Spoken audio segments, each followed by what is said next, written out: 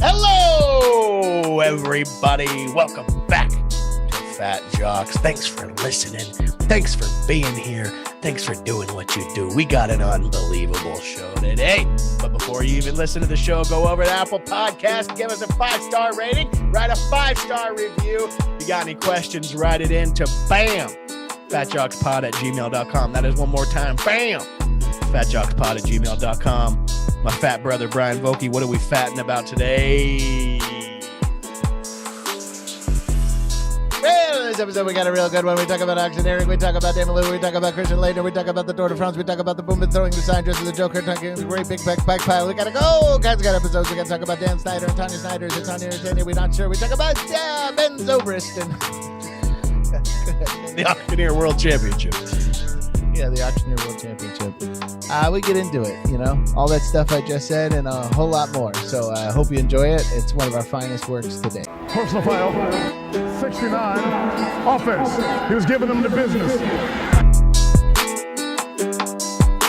This fat son of a bitch.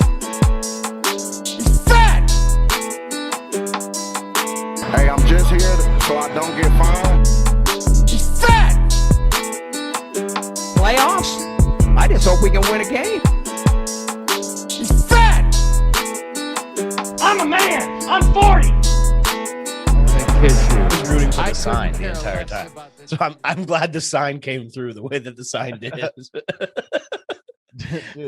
I'm a big sign guy. You know me, dude. I mean, we came up in the Attitude Era WWE, and I mean, there was no. Oh, those were the best signs. That was just like I can't even imagine being at those events back in the day, and like you probably couldn't even see because nobody could see of signs.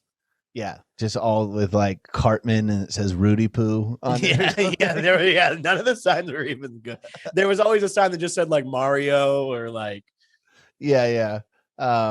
Deborah, you suck. Yeah. Okay. What I'm curious about is if those were signs that people brought or if those were signs that were given out. Because whenever I was super broke in LA, I would go to tapings of American Ninja Warrior and they would pass out signs to make it look like anyone there actually gave a fuck about American Ninja Warrior. Well, what happened is, I don't know if this happened with WWE, but I believe WWE is the kind of at the forefront of pretending they weren't really vulgar, and they're like Disney now and trying to clean up their image. What happened was, I know that in a lot of sporting events, the signs got a little offensive. So a lot of stadiums would no longer allow people to bring in their own signs, and they would provide you with a sign that like looked a little too clean, but like was going after it would like use like Comic Sans. Okay. Yeah.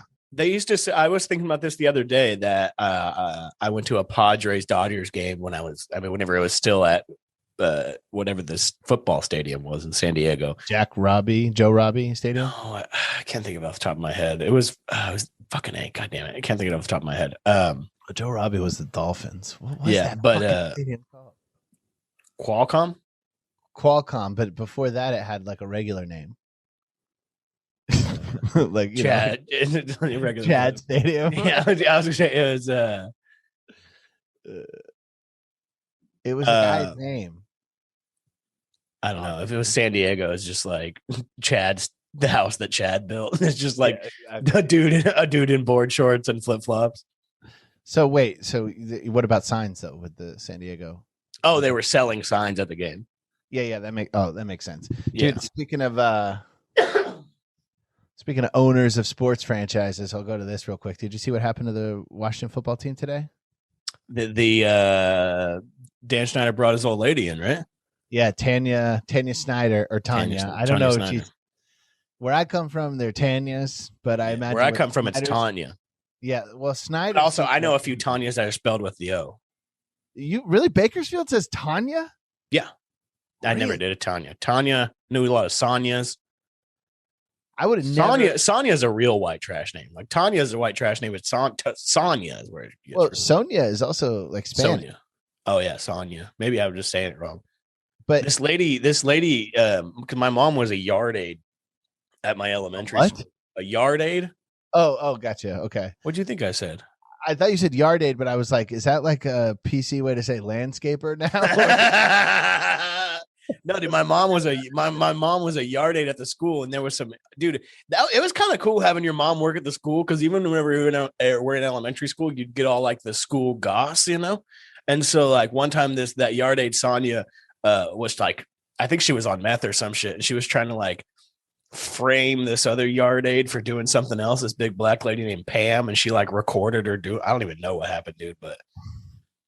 That story went absolutely nowhere. No, I don't. Well, you know what I'm saying. Whenever I'm a kid and my mom's like, "Yeah, hey, did you know that Sonia was trying to frame Pam for something?" And I'm like, "What?" Like, there wasn't a frame big enough.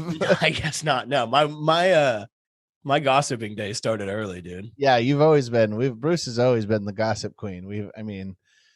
I love, but I'll send you some. Sometimes, see, I don't get a lot, but when I do, it's kind of mid to top tier gossip.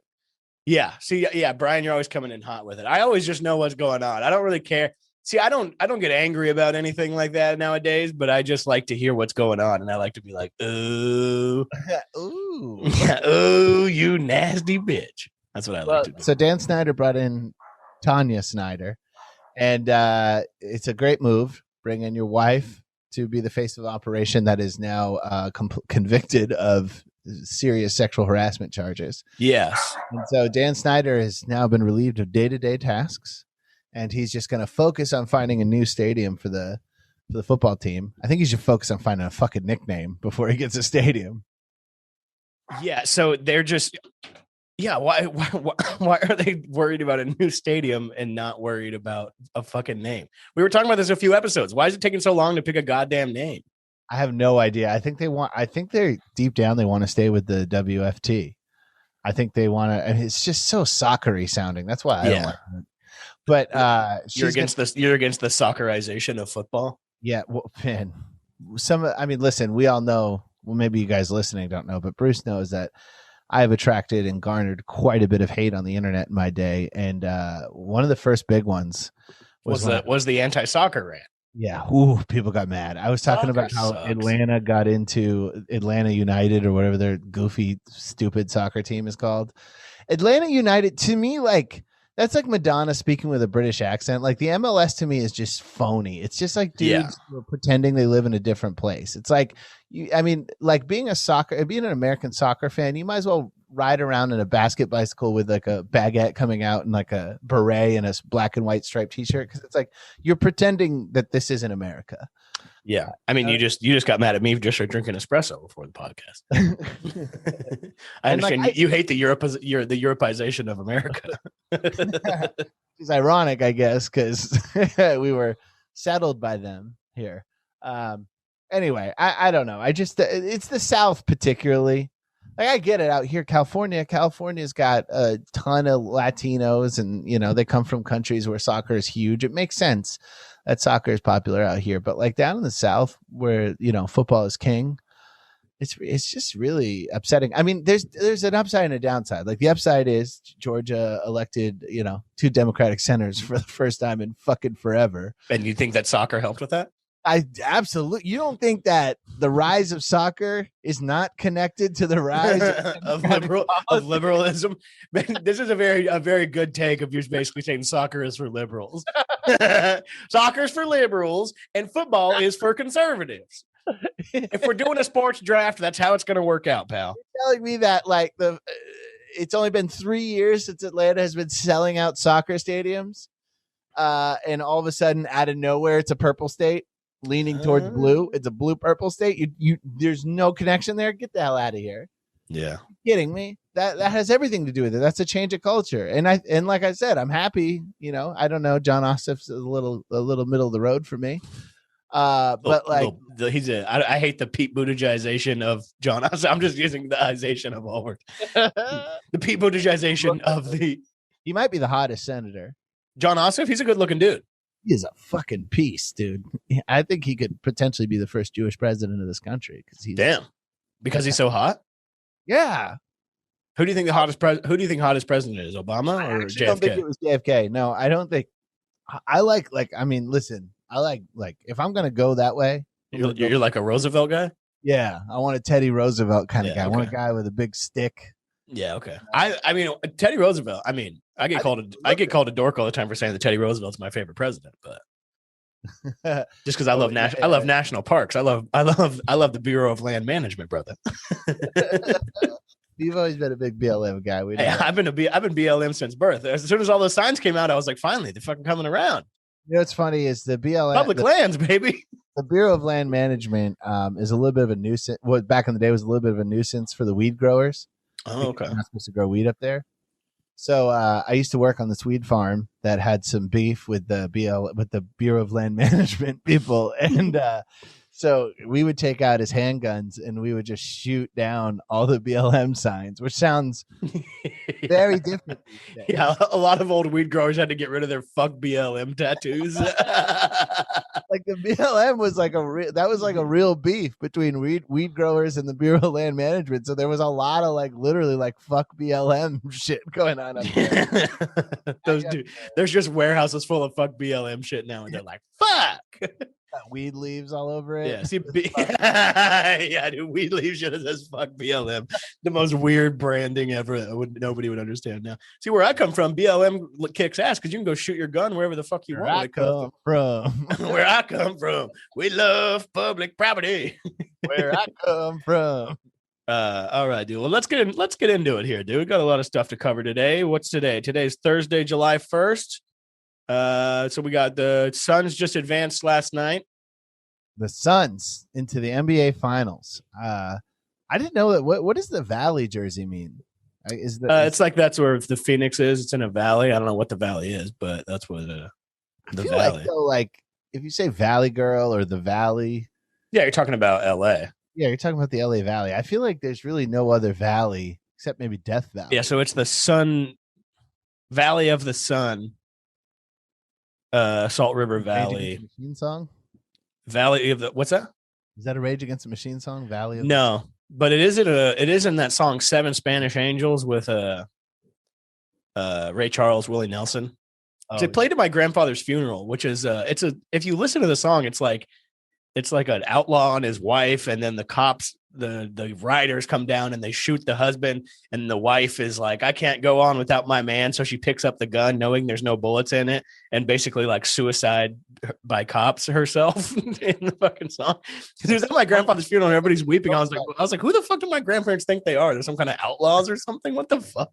Well, didn't your grandmother actually shoot your grandfather in the chest? It was the stomach, but I digress. I think they knew exactly who the fuck they were. Yeah, actually, yeah. Thank you for clarifying that for me. I appreciate that. I gotta come out and say the corny shit that everybody else has been saying, and I am so fucking. I'm legitimately happy for Chris Paul. Of course, so Chris Paul. I got nothing but good shit to say about Chris Paul. But here's my problem with the way the media is covering Chris Paul. And it's a problem that I have all over with a lot of situations, and I'll be able to relate this to you. But like, if I hear one more major member of the media talk about how underrated Chris Paul is by the media, I'm gonna lose my fucking mind. Who the hell? You're the guys underrating him. The reason why he's underrated is because of you, and now you get to come out. Everybody, Stephen A. Smith, Colin Cowherd, whoever the fuck, just any big name. Who's right now? That's the narrative. Nick Wright. They're all coming on TV saying he's the most underrated basketball player. He's been underrated for 16 years. Well, who controls that narrative? Who puts it in the public head? Who's overrated? Who's underrated? Who's appropriately related? The fucking media. It's the same thing when Fox News goes on TV and they're like, here's something the media would never tell you. Well, who the fuck are you? You're telling me right now. Something you could never say on the news. And then you say it. And it's like, well, apparently you can because you're the fucking news. Or like when Hollywood tries to call something racist for using the stereotypes that Hollywood taught us. You know what I mean? Like, it's insane. There's just so much goddamn hypocrisy with that. Like, the only reason Chris Paul is a disrespected point guard is because the very same motherfuckers who are saying Chris Paul is a disrespected NBA player. I don't know. It's infuriating. We've known he's been this good for a long time. No, it's no surprise. Ask any NBA player. They all say he's the best point guard in the league. When you ask players who the best point guards in the league are, they always go Chris, and then now they go Dame. Number one, number two. Those are the best point guards in all of basketball. He's not underrated by the NBA. He's not underrated by his fans, Clippers fans, Hornets fans. Well, Pelicans now, but they were the Hornets when he was there.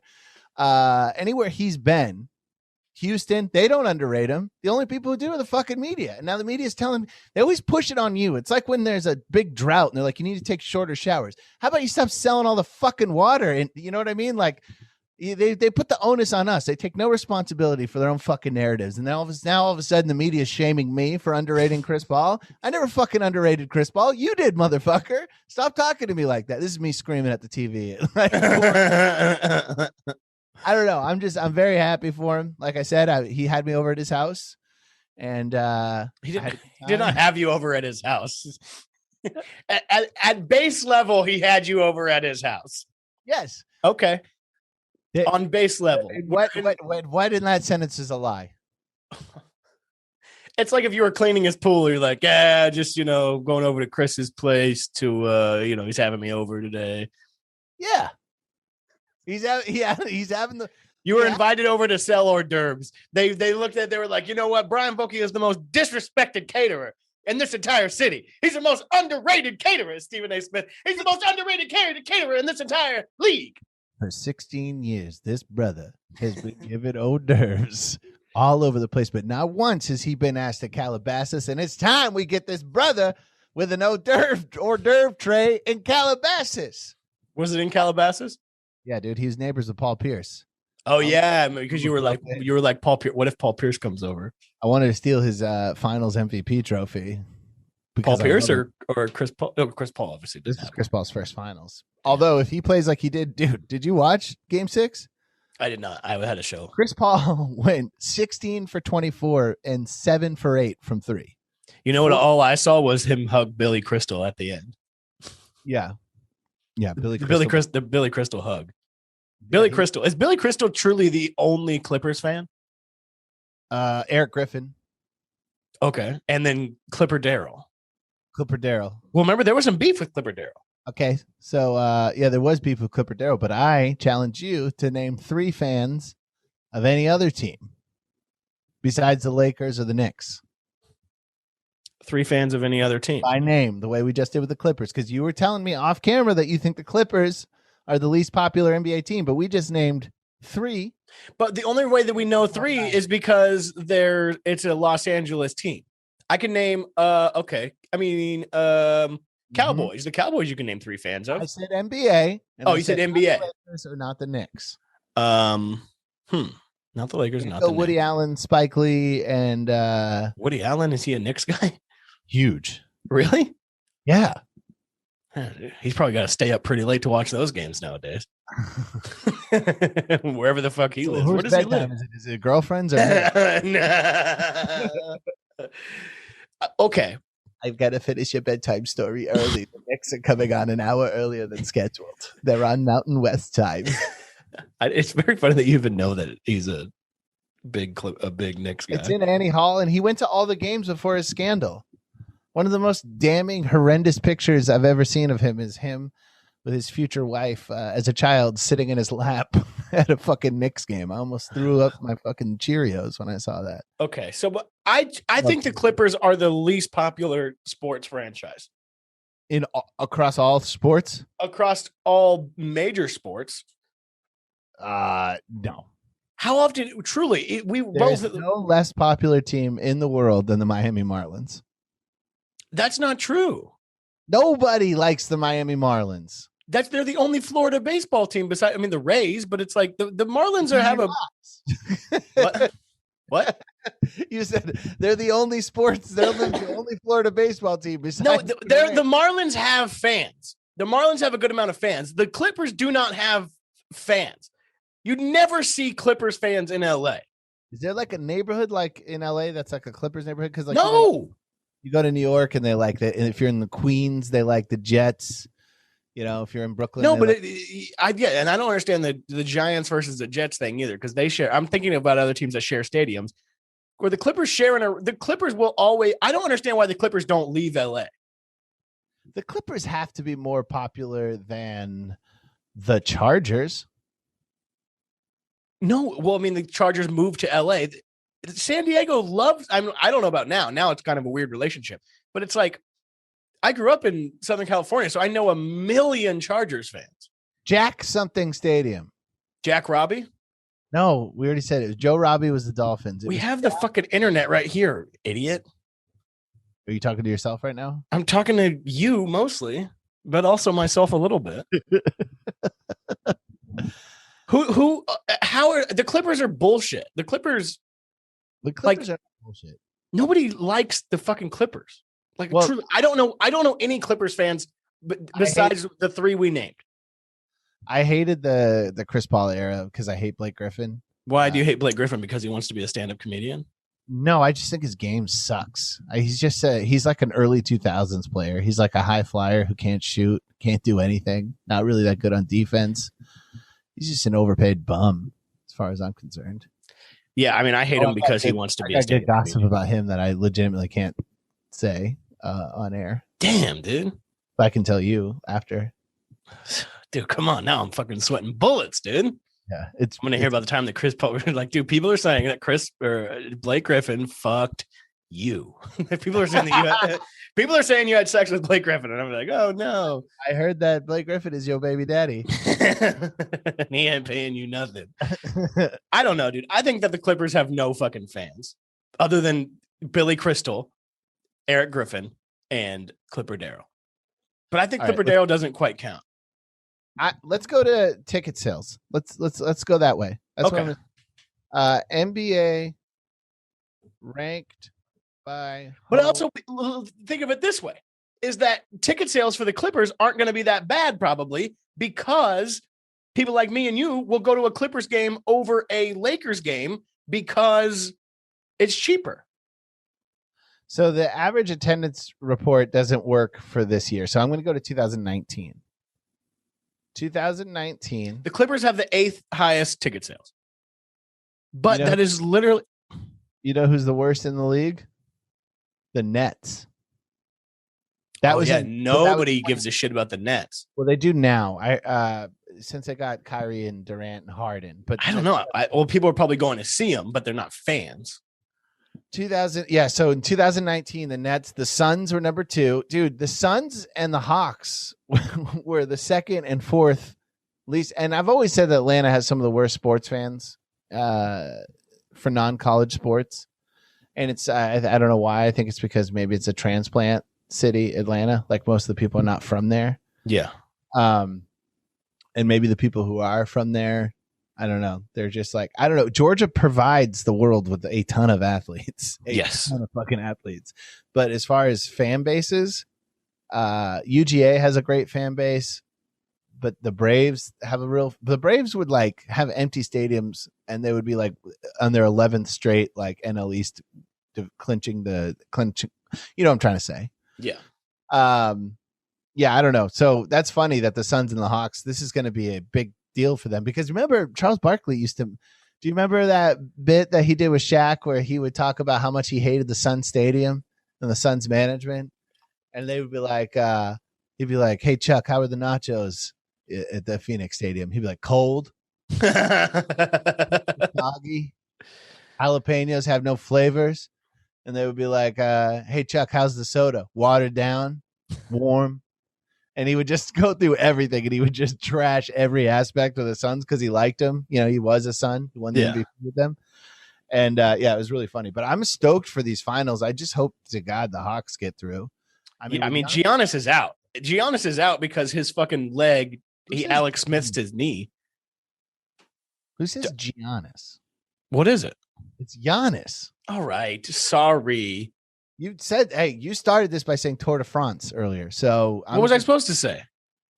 Well, it's interesting that the only time anyone like you and me would say France is when it's is being sarcastic. Day.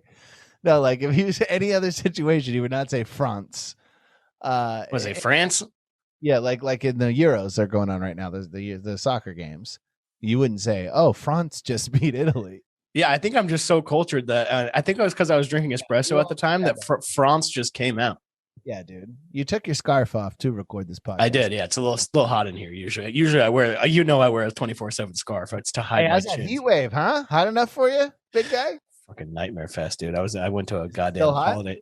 No, it broke yesterday. It's just I'm just in this stuffy ass office right now. It's a little hot. You went to a hotel, motel, Holiday I went to the Inn? Holiday Inn Express.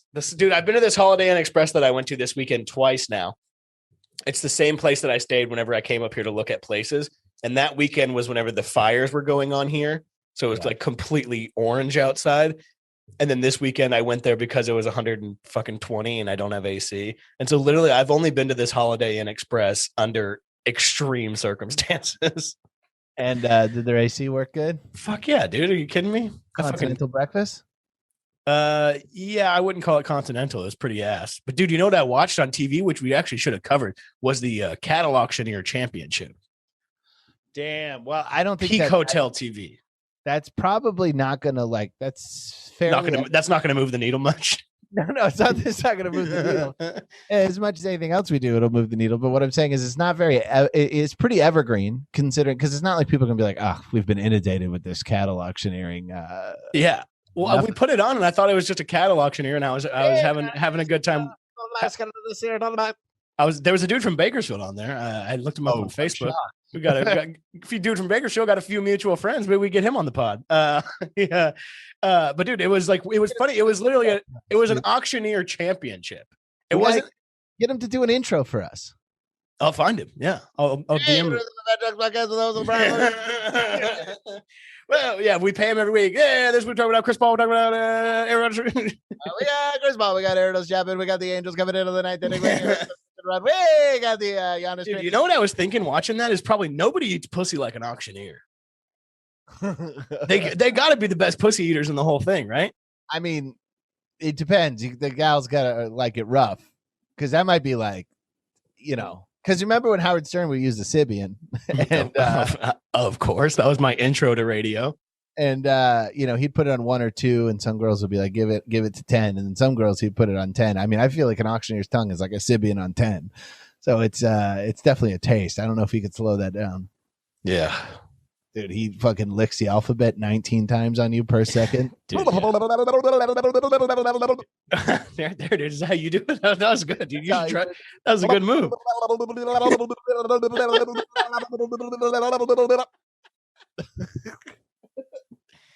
And that's how I be eating pussy. And you've been listening to Sex Tips with Fat Dogs. Yeah. Did you see the Scottie Pippen called Phil Jackson racist? You know what's funny is I didn't realize Phil Jackson was white until like 20 what is it, July 1st? Based on looking at him or just hearing the name? I don't know, because he always had he was so tall and he had like a beard and I don't know. I never knew. You thought he was like a sneaky Knicks dude? Jackson. I mean, I don't know. Yeah, Jackson is. I thought he was a light-skinned brother.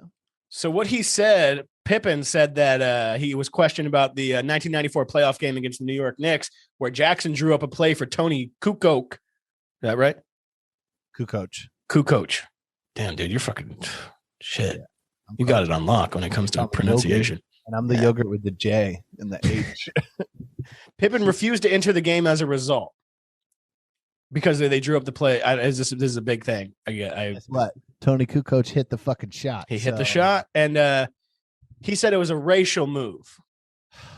And then so Dan Patrick said, well, by saying it was a racial move, you're calling Phil Jackson a racist. Scottie Pippen said, I don't have a problem with that. And Dan Patrick said, do you think Phil was? Scottie Pippen says, oh, yeah. Oh, yeah. Have you heard Scottie Pippen's voice? Yeah, dude, Scottie Pippen's got a hell of a voice. If Scottie Pippen was an auctioneer, that'd be the most spooky fucking sleep paralysis demon shit ever. Got a 45, got a vote, won't get old. Yeah. I can't even put enough fucking bass on there to sound like Scottie Pippen. Yeah, he drew up. I don't understand how you can call a play racist if it worked. Well, I mean, I can think of it. It ain't racist if it works, buddy. I mean, I don't think you could call that play racially motivated. I mean, listen, you're talking about a guy who, at this point, he's won 9? He won 9 NBA championships as a coach. Yeah, I think 6 with the Bulls, 3 with the Lakes. He's a great coach. I mean, how many plays did he call for Jordan? You know? Yeah, I don't understand. Scottie Pippen is just kind of apparently on some kind of fucking bender right now, going nuts. I got to tell you, Scotty, this is why you've always been a number 2. You've got a fucking number 2 ass attitude. Yeah, dude. It's I don't get it. Tony, I disagree. I mean, I understand. Like I've watched the Last Dance and how Tony Kukoc kind of was like positioned to be the. I mean, part of the reason why Pippen doesn't like Kukoc is because Kukoc came in with so much hype. Well, he came in with so much hype from the fat guy. The fat GM was like, he's the next guy. If anyone's probably racist, it was the guy. The what's the guy's name?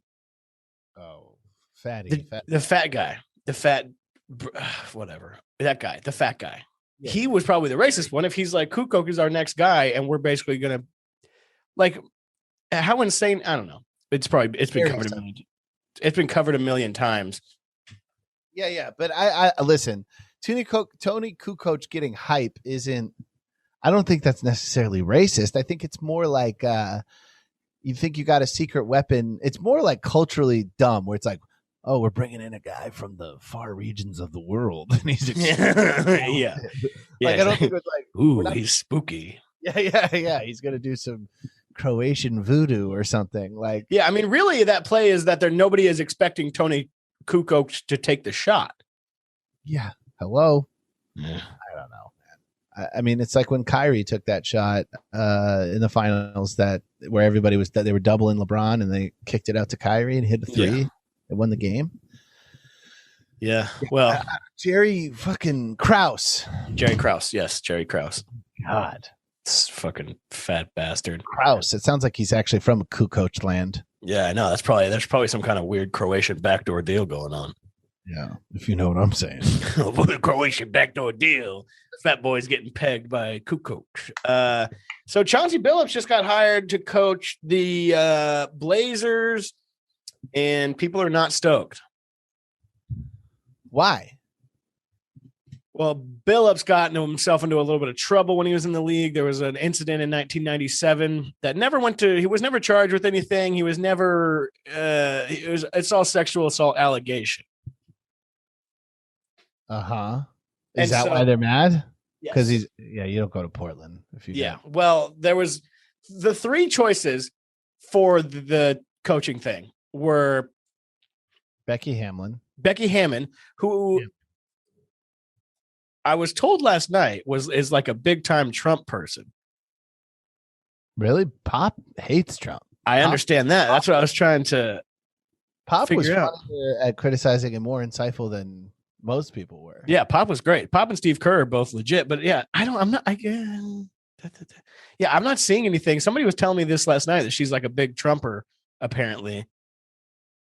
So I don't know quite, but it's like the 3 options were Chauncey Billups, Becky Hammond, and Jason Kidd. Jason Kidd was who he punched his girlfriend. Right? He punched his girlfriend, and he was who Dame wanted originally. So people are going ballistic about the Chauncey Billups thing. There was a thing in a press conference the other day where he got asked about it and was like, yeah, I don't like, he was like, it shaped me as a person who did this. And then there was another part where a PR person stepped in and was like, he already answered. So on Twitter, this person said, Dame, I'm a huge fan of your game. If we weren't aware of the Billups rape case which is not a rape case because it never went to court. When the news first broke a few weeks ago, that's fair. I just can't believe you weren't aware of the decision that was made. And Dame on Twitter said, really? I asked what coaches I liked of the names I heard and I named them. Sorry, I wasn't aware of their history. Sorry, I didn't read the news when I was 7 or 8 years old. I don't support those things. But if this is the route y'all want to come at me, say less. Yeah, Dame, I don't know. Dame will probably leave Portland. Where do you think he would go? Lakers? I mean, I think he would be a great fit in Utah. I think he'd be a great fit in. I don't think he'll go to the Lakers. That's such a sinking ship right now. Yeah, you got LeBron's old, AD's broken, everybody else stinks. Well, I think that he would go. I don't think he would go to the Lakers because if you remember whose guy snapped his leg in half. He's on the Clipper. Paul George. Do you remember his Paul George beef? Dame's beef? Yeah. Yeah. See, because he told him that he was trying to escape the grind. And he's running from the grind. Yeah. And You got to go team up with other motherfuckers. Yeah. Running from the grind. I don't think the Dame's going to run from the grind, but maybe a situation like this where he feels betrayed by his own fan base, he's going to be like, you know what? Fuck it. I just want to win right now. Maybe I am the villain. Maybe he goes complete Two-Face, you know? Maybe he makes his own luck. The most villainous move for leaving Portland would be to go to, you think the Lakers? I guess you're right. The Lakers would be the biggest villain move, I think. You're right. Really, the Nets would be the most villain move, probably. If you're talking about running from the grind and then you run to a fucking... Right. Well, I'm sure the Nets are happy to get rid of Kyrie. Yeah. I mean, wouldn't you get rid of Kyrie? Kyrie would be great in Portland.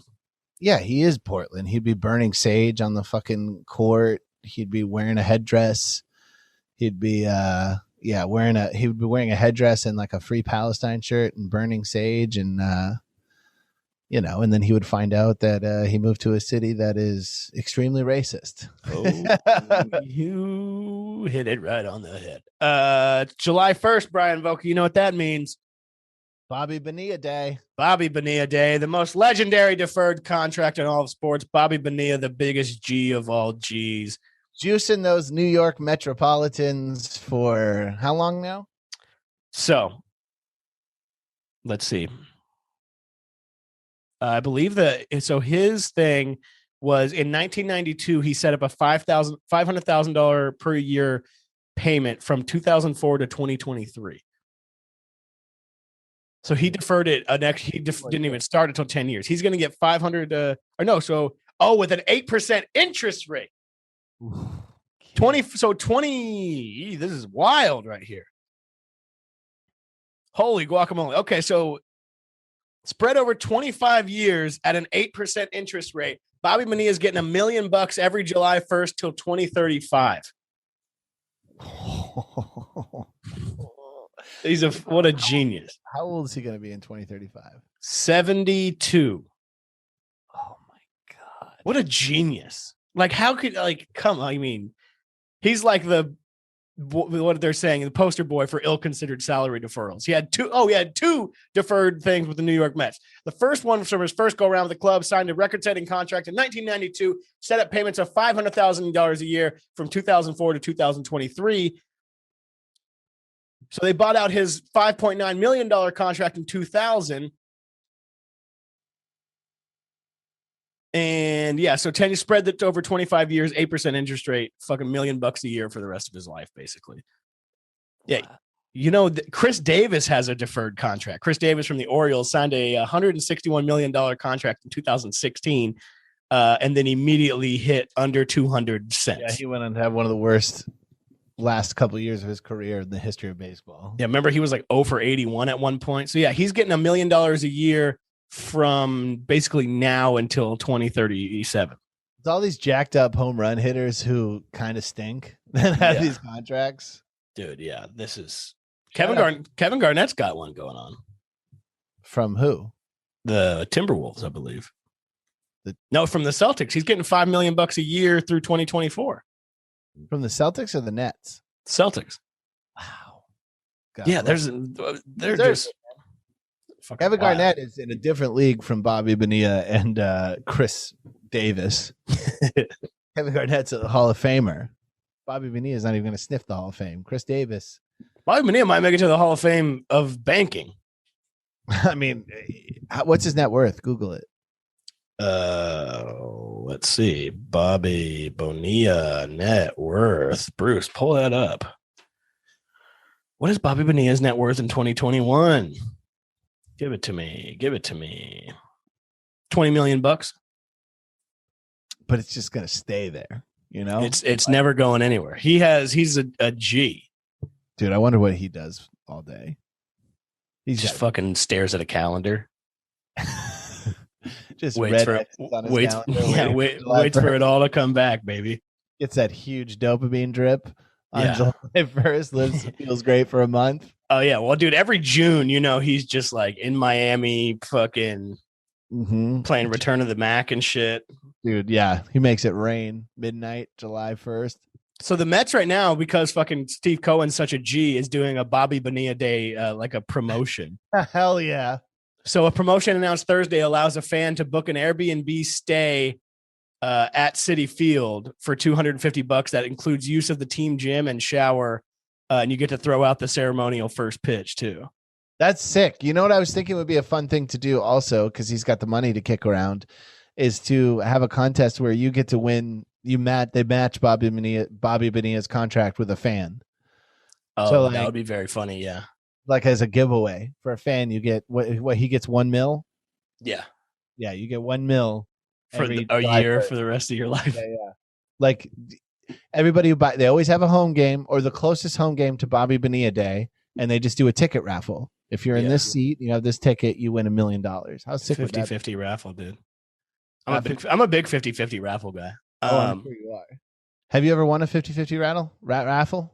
I have not. I've won a few raffles. I've never won a raffle. I never win shit like that ever. I'm gonna kill myself. I want to raffle. In my hunter safety class for 6 boxes of 12 gauge shells. Pretty cool shit. That's awesome. Yeah, I mean, that was a pretty good raffle. Worth of ammo. Yeah, that's a good amount. It was a good amount of ammo. I'm going shooting next week. Really? Yeah. Hell yeah. With the cast man? Yeah, I'm gonna bring some melons out. Fuck yeah, dude. You going out on BLM or you going to the oh no, you guys go to that white trash ass range where you can bring an old car and shoot at it if you want to. yeah, for sure, dude. I'm gonna face Joe Biden's face on a watermelon. Somebody's gonna fucking shoot it. You do that immediately and you're out there on the range and they shoot around you like it's a fucking Looney Tune cartoon. I haven't been shooting in a while. I've been designating most of my time to playing golf. I was shooting a lot when I first moved up here, but nobody else up here would go shooting with me. So I started playing golf instead. I was spending a good amount of time at the trap club when I first moved up here. Yeah, dude. I don't know, dude. I want to win a 50. I always get a few 50-50 raffle tickets because it always at the Dodgers games it gets up to like $30,000, and it's like, dude, if I can cake up on $30,000 from a Dodgers game, I'll be in good spirits. The closest I ever win to anything is like if they're like, hey, if a Dodger hits a home run, you get like a free McRib or some shit. Like that's about as close as I've come to winning. Yeah, and then the other team robs 9 home runs in the game. You're like, God damn it. Dude, I won the Chuck. I told you my Chuck-a-Puck story, didn't I? You did. You told that on here. Man. The problem with winning the McRib though is like then you're just sitting in your car trying to eat a McRib and it's like you're like, I don't even fucking want this. I'm just eating it because it's free. Yeah. You're not a McRib guy? No, I don't like McDonald's, dude. I love their fries. But like what's your go-to fast food if we're talking? Don't tell anybody. But cut that out. cut that shit out. No, Chick-fil-A is far and away my favorite fast food. And all the other ones after that are variations of chicken places.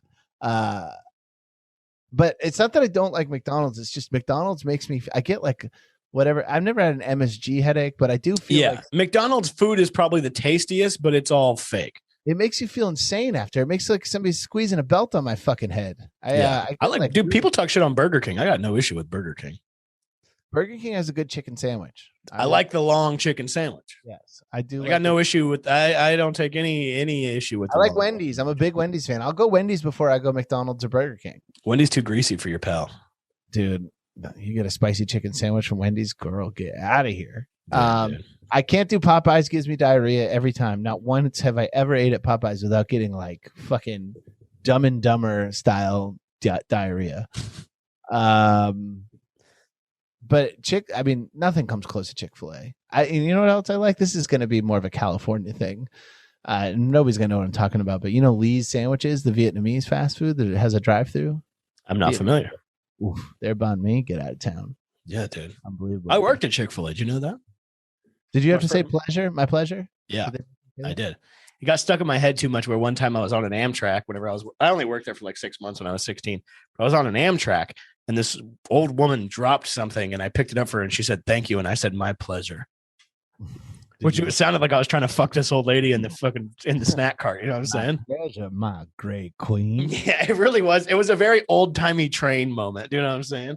Where it's like kind of like that dude from Holes where he's like, I could. How's about a roll in the hay, dame? I could fix that. Yeah, dude. Bobby Bonilla, the fucking G. We love Bobby Bonilla here at Worst Hour. Oh, excuse me. Hey, man, this ain't no crossover. I just shouted another girl's name in bed.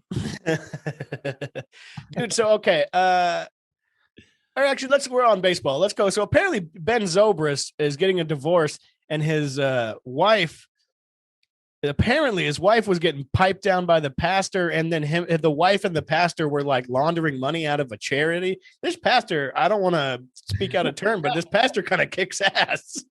Yeah, this sounds like one of those long jokes and truly tasteless. Yeah, yeah, dude. This pastor sounds pretty fucking sick, dude. Like it's kind of a long article, and just the headline is basically that Ben Zobrist's wife was getting piped down by a pastor, and then they were stealing money from the charity. So it's like, this is kind of like a politician getting caught in a hotel smoking meth. Right. Now, Zobrist, what's he doing these days? Apparently he has a charity. He's trying to get his old ladies. Old lady's beautiful. Well, no shit. She's running around with the pastor. Hey, no, ain't just, I mean, listen, this pastor's got to be somewhat of a smooth talker. You know what I'm saying? He must have good pastor dick too. Because if he's not only getting this woman to cheat on her husband, but he's also getting this woman to defraud her husband's charity, get out of town. But that's classic pastor shit. Like, you know, people always like, there's always like that joke about with the pastor like singing in the choir behind him, and like, you know how many of those are his kids?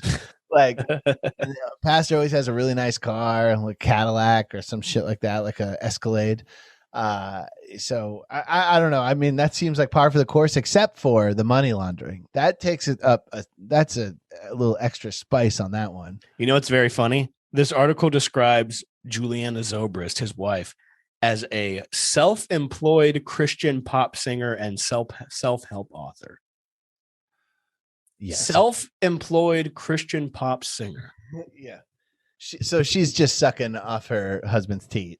She's sucking off a lot of things, apparently.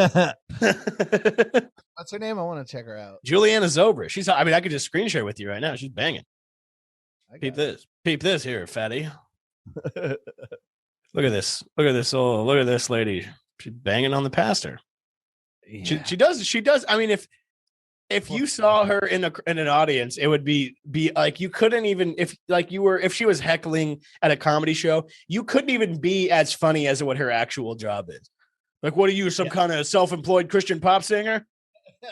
like you couldn't even go, what are you, some kind of, you self-employed Christian pop singer and self-help author, you fucking dummy. Like, you couldn't even say something. I will say this. I was doing a show in San Diego with Jackson Banks. We were there in I forget when, 2019, 2020. I'm not sure. But I said to somebody, you look like a life coach. And guess what? They were. You're legit, dude. I'm good at that shit. I may not be funny, but I can guess your fucking job. That's what you do at the fair. You get hired at a fair, but like, step right up and get your career guessed by a self-employed Christian pop singer. I'm the great occupational estimator. The occupational estimator. All right, so we can move into some weird stuff here. The Tour de France bike crash. Well, first of all, let's just properly shout out to the pastor, and our hearts go out to Ben Zobrist. And I mean, I hope her music career, I hope they all win. At the end of the day, I hope they all win. I hope the hot girl gets whatever she needs. I hope the pastor gets whatever he needs, and I hope the pastor's getting more than he needs. Honestly, he's getting his share. In this order, shout out to the pastor for being fucking just an all around kick ass dude. Shout out to Ben Zobrist. This is heartbreaking because if he's probably some sort of a man of faith, and this is really testing his faith right here. He probably really thought she loved him. The reason why I wanted to say shout out to all those people in that order is because I feel like a lot of like sports media is like people like taking like being overly non-controversial, where they're like, hey, for real though, shout out to the pastor for getting what they needed, and shout out to the wife. It's like it's the whole get your money mentality, where it's like, hey man, listen, it may not be my thing, but get your money, dog. Get your money. Yeah. I mean, if the pastor literally is getting his money by defrauding Ben Zobrist's charity. One of the great Oakland A's. Ben Zobrist? Yeah. That pastor, dude. That pastor is a legend in my book. Yeah, I mean, listen, Fat Jock supports money laundering. Yeah. I mean, really. And we support fucking Ben Zobrist's stay-at-home Christian pop star wife. Mm-hmm. Okay, let's close it out. Self-employed Christian pop star is so funny to me. God damn. Yeah, it's interesting because it's like, well, does that just mean unsigned? Because I think Are we self-employed podcasters? Yeah, I would put it that way. We're not on a network. We're not beholden to anybody. That's why you get unbridled truth here. That's why you get unfiltered raw honesty. And I come from a broken home. My father never let me on. He was a good auctioneer, and my father ran away to auction in school. Auctioneers kick ass. All right, so Tour de France. France. What do you say? You say France? I say Tour de France. Does it? But you say France and other aspects. If I'm in mixed I was gonna say, does it depend what kind of company you're in? Yeah. If like you'll catch me if I'm in full beta mode, I'll say Tour de France. But full beta mode.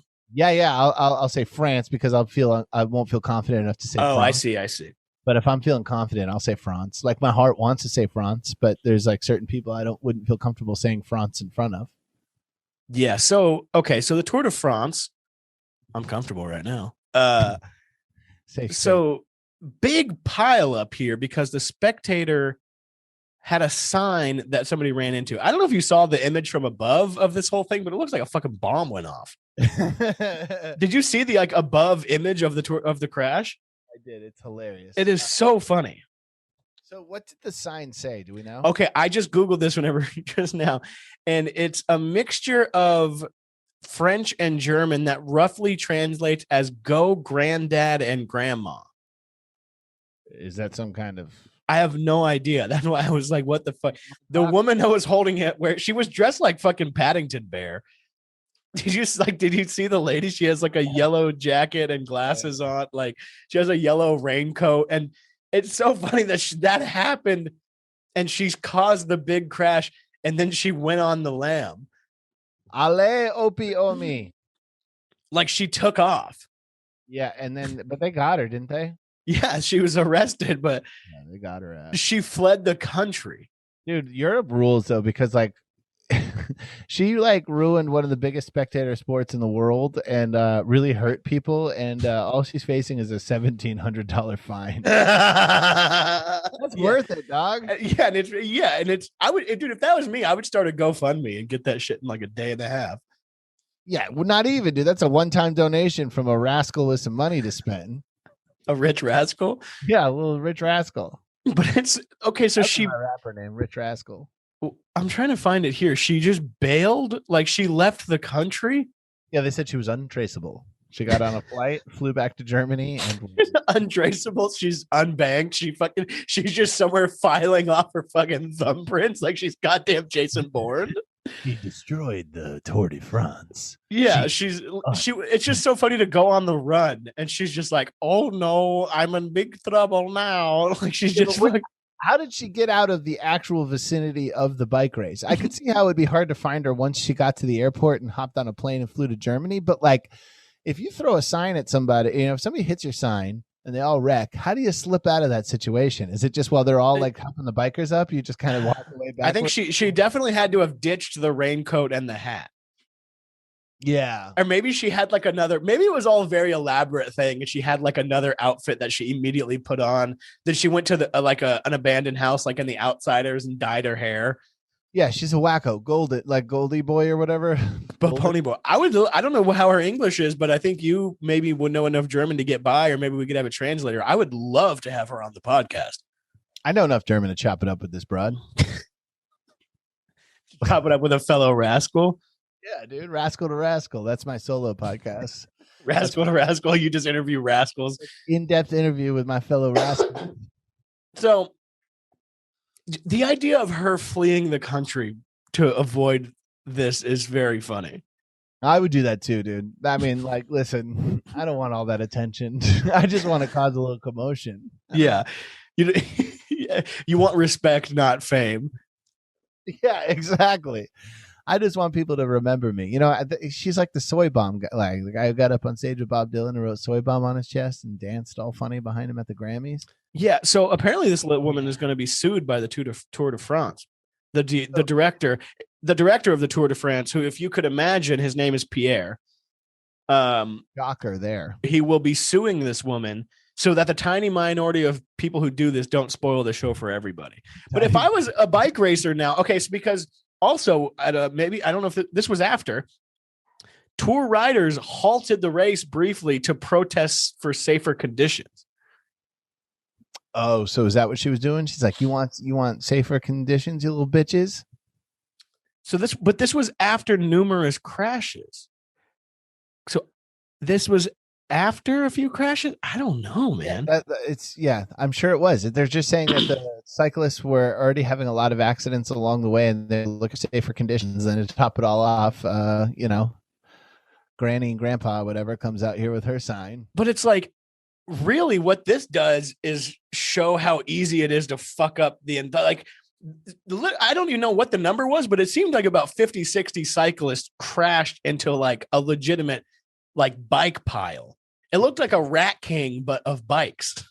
Like, you know what I'm talking about? Whenever rats get all together and their tails get all twisted, like, for sure. It was, what this tells me is that I could go to the Tour de France with a big stick and just throw it down in there and cause a hilarious crash. Bruce, you look at the Tour de France, they're right on the sidewalk. You've always been able to do that. You didn't need this lady to know you. Of course, but it's like almost like it only cost you $1,700. I don't know if it's only cost me $1,700 plus probably about $1,000 flight. That's a vacation. Do you know what I'm saying? In my mind, that's a great vacation. You go over, you fuck up the Tour de France. Yeah, you drop 3 G's and you create a bike pile and everybody talks about it. Then you fly home and become untraceable. Yeah, dude. Yeah, I would shave my head, shave my eyebrows. Make yourself super identifiable. Yeah. I would be like Ben Affleck in public with my glasses and hat pulled low. I'd wear Darth Maul face paint so nobody... You're on the plane dressed as Darth Maul. Like, are you okay? You're like, I got into a little bit of trouble.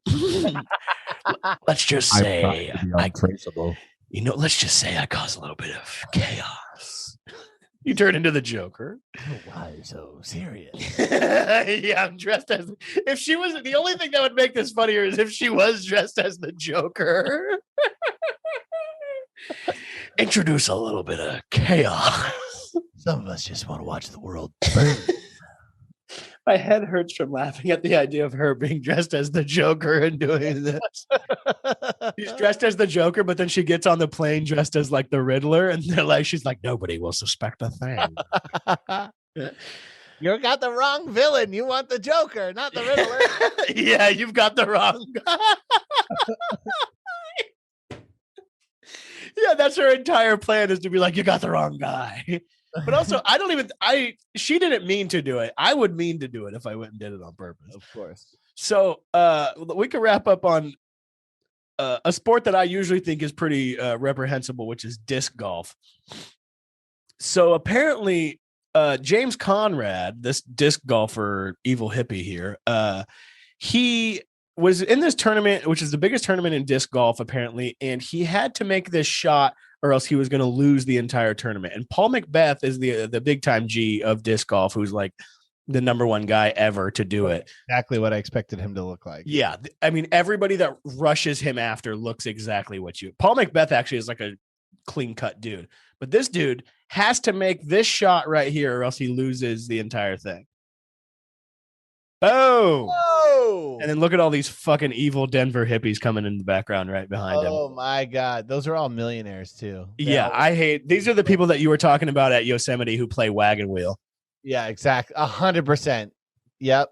Rich kids come out. They bring tiki torches up to the top of the mountain and sing wagon wheel. Yeah. Fuck these people. And not tiki torches in that way. No, tiki torches in the original intended way. I mean, no, I disrespect. I believe it was a tiki. But I disrespect disc golf to the fullest extent. Let me tell you that much right now. I think it looks fun, dude. I'm not gonna lie. Like I'm gonna admit something that may shock you, and it's part of my checkered past. You've played some disc golf in your day? No, but I did play ultimate. Ultimate frisbee is different than disc golf. Ultimate frisbee is like it's almost disrespectful because it's similar to football, but it is fun. You can make a corner catch in the end zone, and let me tell you something, dude. That is a great feeling. You will never get more pussy in San Francisco than whenever you make a toe dragging corner catch in ultimate in fucking Golden Gate Park. That's Oh, a man. UPD, an ultimate toe drag, dude. That is a pussy wetner.